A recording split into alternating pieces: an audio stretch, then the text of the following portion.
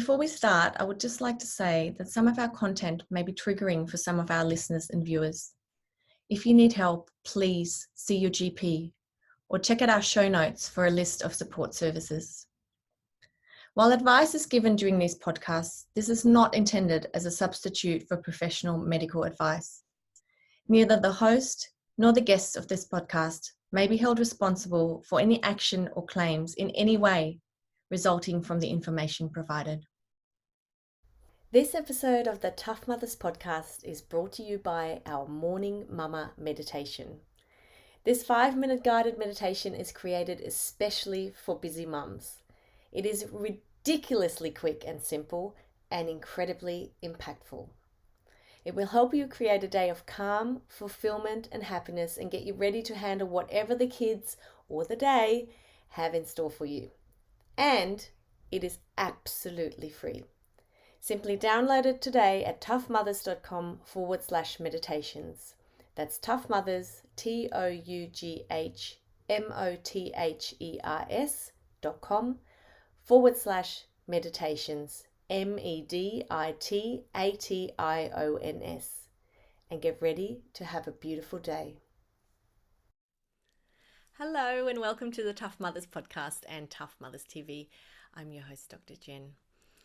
On today's episode, I'm speaking with the beautiful Belinda Hughes. Belinda is a life coach who's passionate about supporting women through their various rites of passage, including motherhood. She's also a physiotherapist and a very active mum of 2 young boys, Alex and Austin. I met Belinda on social media through our immense mutual passion to support women during their motherhood journey. We've previously spoken a couple of times, and every time I come away from our conversation so full of energy and excitement. As a mother, Belinda piques a curiosity in me and showers me with inspiration, and today is no exception. As always, we cover a variety of topics, all of which I hope will support you through your current stage of motherhood. Hi, Belinda. Thank you so much for being on the Tough Mothers podcast and Tough Mothers TV. I'm so excited to reconnect with you. It's been a couple of years now that every time we get together, we talk about motherhood and mothers and our journey through motherhood. And it's so exciting to have you here because recently we've been emailing about fear in motherhood, and I'm so excited to talk to you about that so we can kind of, delve deep and uncover a little bit of what's happening for us. Yeah, absolutely. Thank you so much for having me today as well. I appreciate it. Welcome. So, you and I had a similar start into motherhood, and the more I talk to you about things that happen to us, we have similar experiences, I guess you could say, where, you will say, oh, I was feeling this and this, and I was feeling that and that, and I was like, I feel that too. And so I'm a little bit curious also whether that is just, something that happens to mothers generally. But yeah, so when we talk about fear in motherhood, I guess there are different types of fears, aren't there? Yeah, absolutely. And it can be, I feel like it's so multifaceted. There's so many areas that we could dive in together as well. And I guess one of the biggest key defining moments to me with fear with motherhood is, one of the key defining moments was when Austin was 2 years old, and we were back in Australia. So I'm originally from Australia, living in Canada now, but so we were back there on a playground. So Austin was 2, so just a little guy, and he climbed up this playground and he yelled out and he's like, mama, watch this, and he's on this platform, and the platform probably would have been like a good 1.5 meters like off the ground, and he's standing there about to launch off this platform. And so naturally I ran and jumped in front of him to catch him. So I was like, whoa, this is way too high. And I was standing there waiting to catch him, and he looks at me and he's like, get out of the way. Like, I'm not getting out of the way, no way, like, you're just gonna hurt yourself. And so standing there surrounded by like lots of other kids, lots of other parents, and so I'm standing there waiting. I'm like, jump, and he's like, no, get out of the way. And he screams it at me 5 times to the point where I'm like, what do I do? And I like had this sort of gut-wrenching feeling, and I stood back and I was like, okay, I have a very capable child. He's demonstrated that through various ways up until this point. And in that moment of stepping back, obviously there was so much fear inside me, because I was like, what am I doing? Is my child going to hurt himself? Is something going to happen? And then judgment as well, because I'm like, I'm in a park with all of these other people. What happens if something happens to him? Then so multi-leveled. And anyhow, so I step back and he launches off this platform to jump. And saving grace is that there's sand underneath, so at least it's not like a hard concrete platform. And so he lands 2 feet, arms up in the air, comes into like a full handstand, comes back up and looks at me. He's like, and like runs off. And it just automatically, I was like, oh my god, dude. And that was such a big, like, key defining moment for me in terms of like fear and failure, because the way that I learn is so vastly different to the way that my little guy Austin learns. And he loves to test himself, and he loves to challenge himself, and his spatial awareness is amazing. And in that moment I was like, I've just got to trust my child and trust his capabilities and his awareness and what he feels is capable of. And so there've been lots of moments after that too, where he stretches the limits of things, and I'm like, okay, I don't know if I should like cover my eyes or cheer you on, or because there's so many things that get my gut turning. But he's incredible with what he does and so capable. And so a big lesson for me as well, that I can't put my fears onto my child, something that I know I'm not capable of, but he's very well capable of.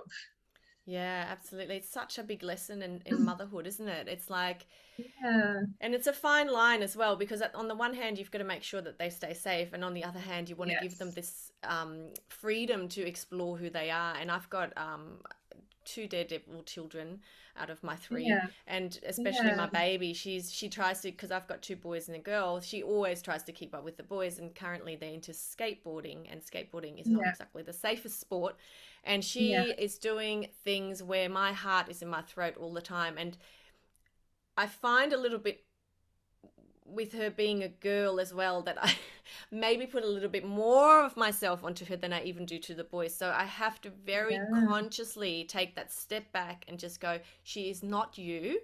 She's not you. Like, you still have to look after her, obviously, but just take a step back and surrender. I think surrender to the spirit of the child. And that's frightening. That's scary, you know, and every part of you as a mother wants to hang on and look after them and make sure that they're okay. But it's maybe one of the worst things we can do for their development. Yeah, absolutely. And it is, I think it's a lot of interesting too that you talk about the female to male difference. Because whenever I look after a friend's child that's a little female, I'm so much more protective, and it's so like heavily ingrained, and partly because I don't know that child's capabilities as well as my own kids as well, but it is very much conditioning of how we treat girls as compared to how we treat boys as well. So and we do. And so, you know, we I think we project ourselves onto our children anyway. But I find, and it may be specific to me, I don't know, other people might totally disagree, but for me it is definitely my daughter. Could be because she's my baby as well, I don't know. But it's such a tricky thing to do, and managing the fear within ourselves, I guess, is almost harder even still, than finding the boundary, isn't it? And not buying into that, and then not relating it as now I failed, because when you feel the fear, then think that there's something wrong, I've done something wrong. Yeah, absolutely. And it does, I think at the end of the day, it comes down to beliefs. So it's our beliefs that we're putting onto our kids. And sometimes I'm very, very careful with, or sometimes situations happen and I feel like I have to backtrack a little bit, because I'm like, whoa, that's my belief, or that's my fear that I'm projecting onto my child. And it's not theirs to own, essentially. Yeah, and Yeah. it's such an opportunity to become more conscious of our unconsciousness, I suppose. That, you know, if they do Yeah. something like with your son when he was up high, and I've had one of those scenarios with my eldest child where he climbed up. He wasn't quite that young, but he was very young, and climbed up to the top of this climbing frame in a playground, which had the ropes around it, but still I was just like, it was so high, and I was Yeah. standing at the bottom, and everything inside of me was like, get down, get down, get Yeah. down. But he was having such a good time. Yeah. Now I've lost my train of thought. But what was I going to say? I've just forgotten. Was it the discomfort of the fear? I don't know. Let's just keep going. Yeah, and it's interesting too, like even with fear too, it is like multifaceted in the fact that sometimes like experiences, and it might be something as simple as thinking about programs to add my kids into for like after school care, or for like the winter or for the summer, and I get into conversations with other mums about what they're doing, what programs the kids are doing, and there's so many things there. I'm sure there's lots of things available in Queensland as well, but there's so many things available here. And sometimes after I have those conversations with parents, I'm like, oh my God, I'm not doing enough for my kids. And just that fear of like, are my kids going to be bored? Like, is this, I'm just that whole thing that I feel like I'm failing as a parent. And then I'm like, whoa. Is that mine to, like, my fear to own, or is that being projected onto me, or am I negating my values at the moment as well? Because that's a big thing too, where I feel like I come away from a conversation sometimes and I feel like I'm overwhelmed, and I get into that sort of vortex of, and that fear cycle as well. And I always come back to take a breath and I'm like, okay, is this mine to own, or is this not mine to own? Like, these are my highest values and priorities. And for my kids, like I love for them still to be kids as well. I love for them to have free time, but I'd love them to be in programs as well. So there's a bit of a mix of things. And I love that they're able to have downtime as well. So it's that fine line, isn't it? It's just like motherhood is just a fine line. Everything is a fine line. And you're right. And I think that's now just remembered what I was going to say about becoming conscious of the unconscious and questioning whether that is us, and whether that is something that, you know, is our self, or whether it's something that we've inherited from our families, or something that we feel is influencing us from society, or, you know, and actually just going, is this me? Is this what I mean? And I think with, you know, you can easily get caught up with school, other kids are doing a lot of activities, or other kids are doing this, or, you know, and I think you also need to come back to yourself and your truth, and your kids' truth as well. You know, if they don't want to do 5 activities on 5 different days of the school day, of the school week, then, you know, then we can't do it either, you know. Yeah, absolutely. Yeah, and you just got me thinking about too, in terms of parenting, and obviously, and myself coming as a mother, and Mark coming as my hubby. Like, it's interesting the different parenting styles that come together.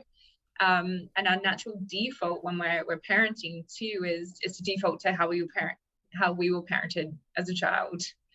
And often, like, that's something that obviously comes in from my side, it comes in from Mark's side as well. And I feel that there's sometimes when I'm with my kids as well, like, something will happen, something will come out, and I'll be like, whoa, is that even my fear, or is that from my mum, and I've been holding on to this, like, and it's finding where that source is coming from, and always, like you were talking about, coming back to the family values and what it is that I value and what my kids value at the end of the day, because that's always where I find that inner peace, and that feeling of alignment, and knowing of what's the next step and what's the right direction, rather than coming from that fear-based place. It's like, okay, what would love do in this situation? It's like, instead of staying in that spiral.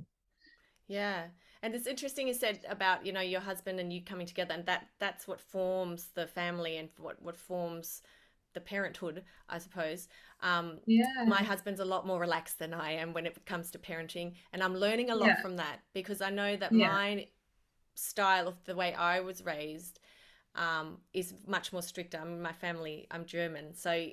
nothing against German people. I'm German, allowed to say that, but Yeah. it was very structured, and you know, there were the Yeah. do's and the don'ts, and it was also, I guess, the time. You know, the time when people were a lot more structured. I think probably people are a little bit more relaxed now. But so Yeah. for my husband to come in, I feel it coming up in me, and I just want to say, no, we're not doing that. We're just doing this, you know. And then I just go, but why? Is that right? Is that true? And to catch yourself is tricky. But when you do, Yeah. it creates a much nicer environment. And on the flip side, I think if you asked him, he learns a little bit more structure from me as well. So, you know, it works. Yeah. Oh, absolutely. Like it's always the dynamic back and forth, and we're always learning from each other. And like you were saying, sometimes it's not in that moment where like you're like, no, this is the way it's supposed to go. It's not until later sometimes that you're like, oh, okay. Yeah. And I Yeah. guess when things don't go your way at that moment, and you know, and Yeah. often it is like a knee-jerk reaction emotion, like you don't have that space to think about this is what I'm thinking right now, and then you react in a certain Yeah. way. Um, Yeah. yeah, I find it so interesting to then just kind of question that, even if it's at a later stage, and just go, where did that come from? And is that what I want to do?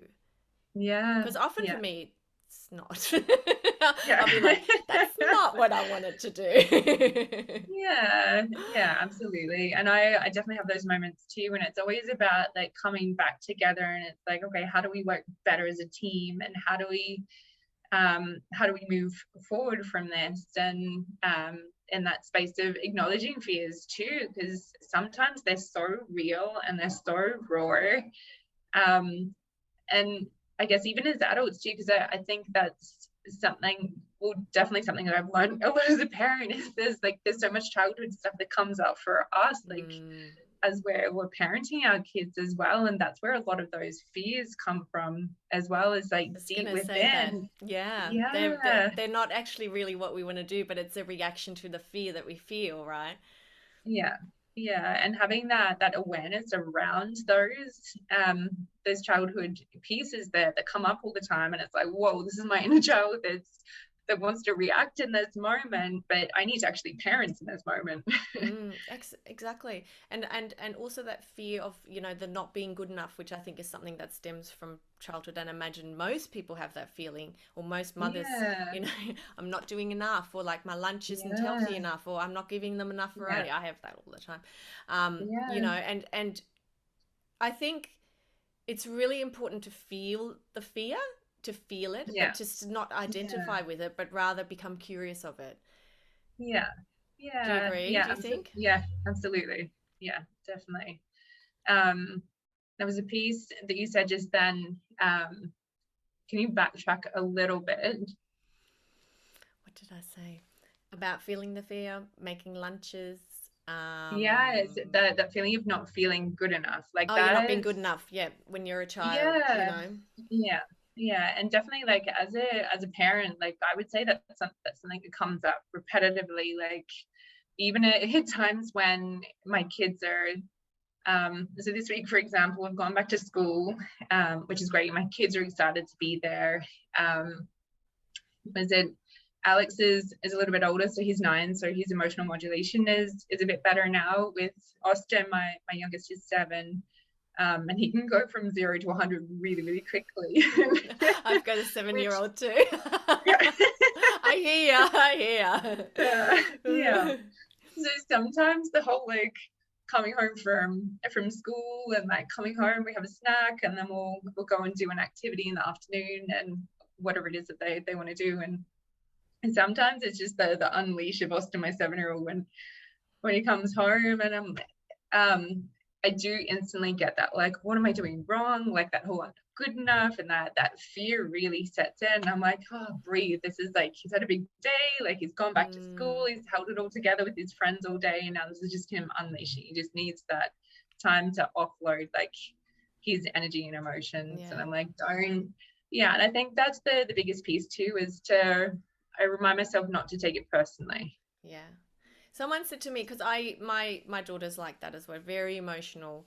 And she comes home from school sometimes, not at the moment, knock on wood, but we have periods where it is like just that. And it's almost like 2-year-old tantruming. And somebody once said to me that with little kids in particular, they try and be, you know, good and do the right thing all day.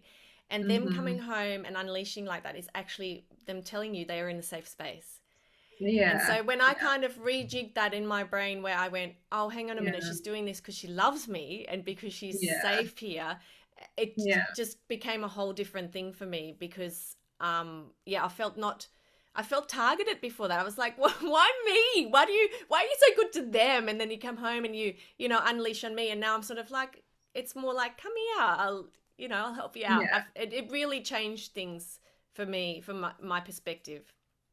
Yeah, absolutely. And I've heard that too, and I do love that, the whole like feeling that they've got that safe space and they can unleash. And it's pretty crazy in those moments too, because when they're pushing, I feel like when my kids are pushing me away is when they really need me the most as well. And just that quiet time and pulling and reconnecting, because initially there's that response of like, whoa, it's kind of like that push away, and that fear comes in, and then it's that conscious like, no, this is a safe space and this is very normal behavior and they need me right now. It's just a nice way to reshuffle that fear that comes in of that, like, I'm not good enough. And it's like, well, no, this is not about you right now. This is like, your child just needs your support.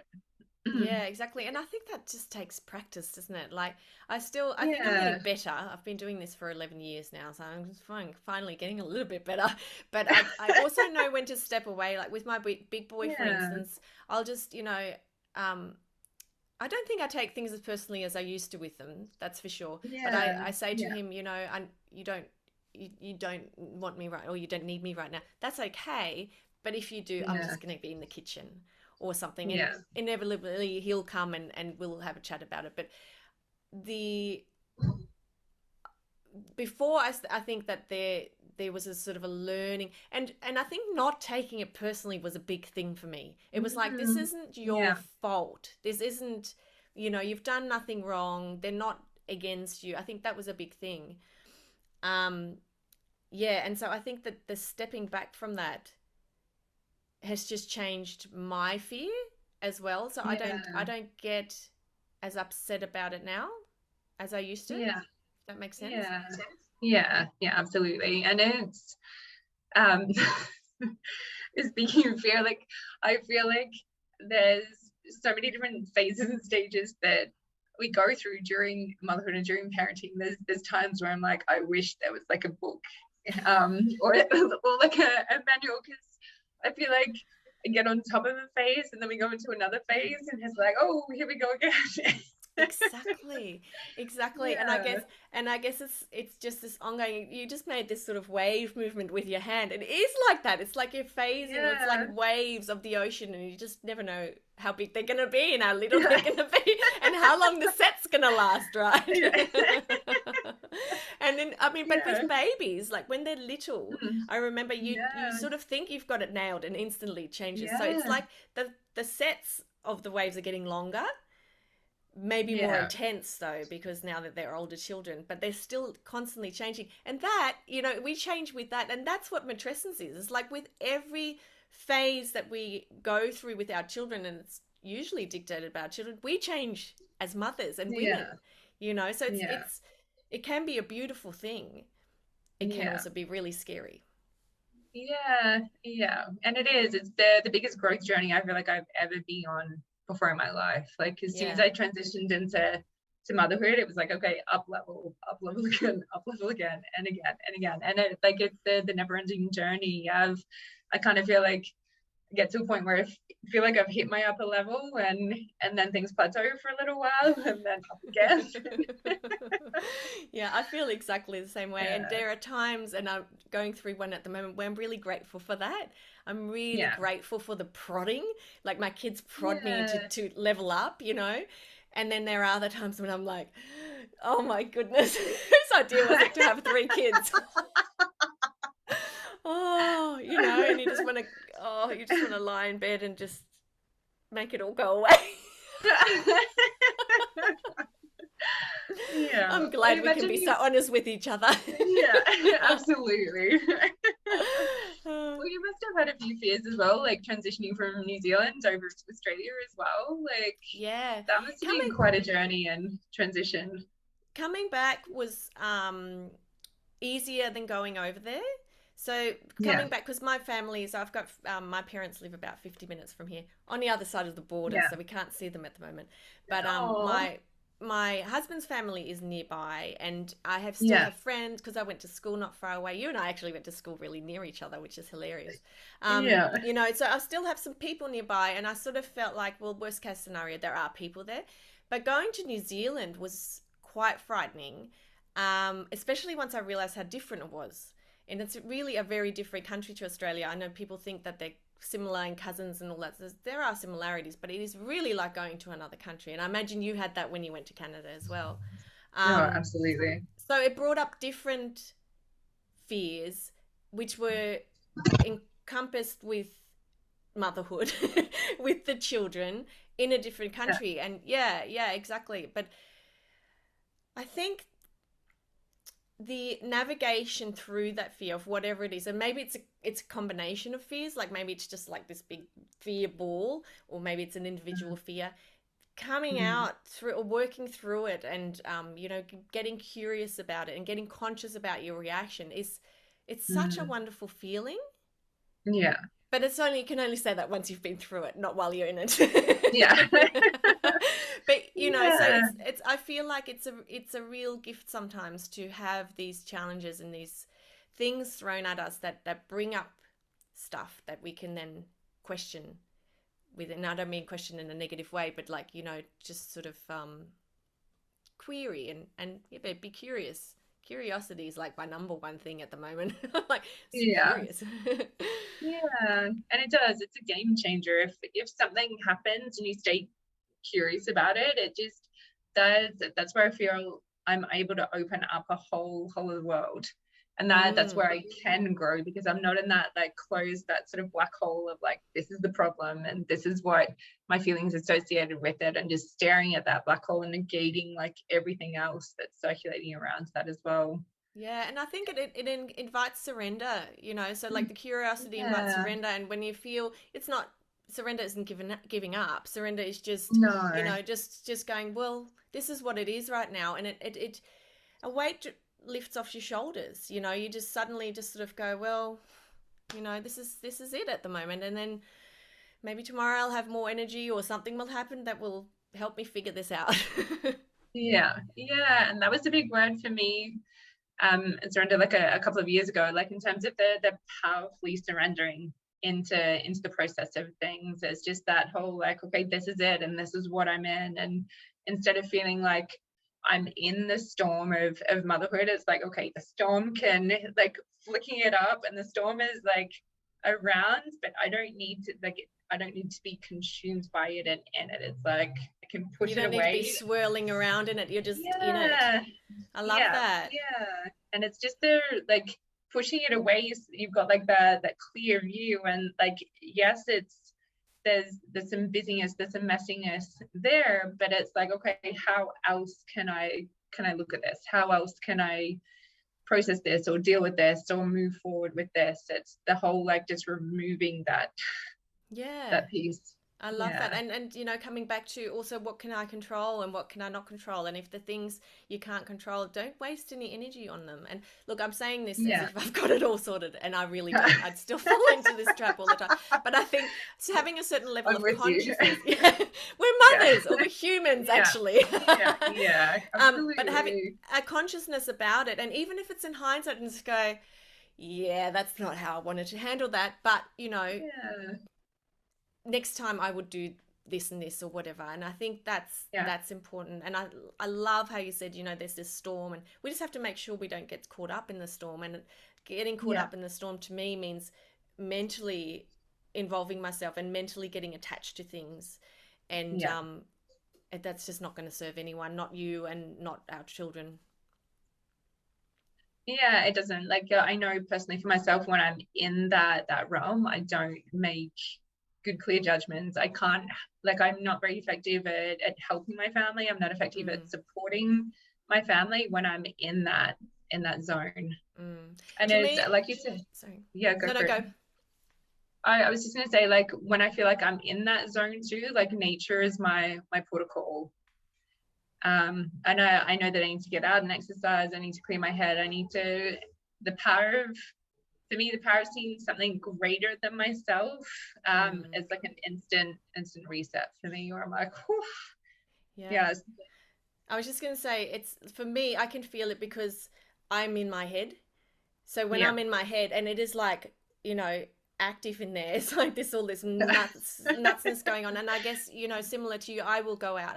We live lucky to live close to the beach, and I will go to the beach, and it's almost like it just drops. And when you make decisions from your heart, you just feel different. It's just a different level of energy. And I think it's important for every mother to find kind of her grounding, like her anchor, whether it's going to the beach or going into nature or meditating or getting the nails done or whatever it is, something that gets you out of your head. Because when you're in your head, I think Tony Robbins says, if you're in your head, you're dead. Pretty true. It's pretty true. It's pretty true. Like, obviously we need to make conscious decisions, but I think driven by our soul and by our heart is much more important, especially when it comes to motherhood. And then we can also make logical decisions and logical thoughts about, is this my fault? Is this not my fault? Should I identify with this? Should I not? You know? Yeah, absolutely. And it was a good friend once said to me, as mothers, if we personally take on the energy of our child and the energy of their problems, they'll never learn to deal with those things themselves, because we'll always be the ones to be there to figure it out for them, essentially. And that was really, really powerful. I was like, just one of those moments where I was like, wow, game changing in terms of just concepts, because that's one of my values. I want my kids to be like independent thinkers. I want them to be able to problem solve themselves, and I want them to have that set of skills, and to physically, because I feel when my kids were younger, like, you have to do everything for them. There's no other way about it. It's just they're so dependent, and it's that next level of sifting through motherhood. And it's naturally like I catch myself and I'm like, no, like, I'll do it with you. Like, I want to help and I want to like support you through this. I'm like, whoa, this is an opportunity for them to learn. This is not about me. This is about them here and now. It is. I could have exactly said those words myself.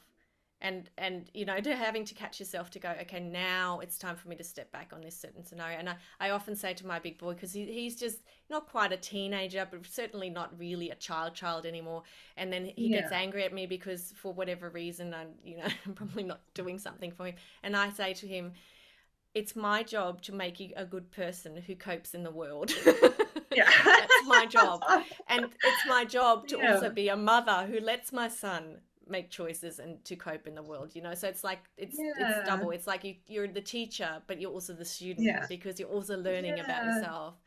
And I think it's important and so hard. It is. It really is. But at least we can laugh about it.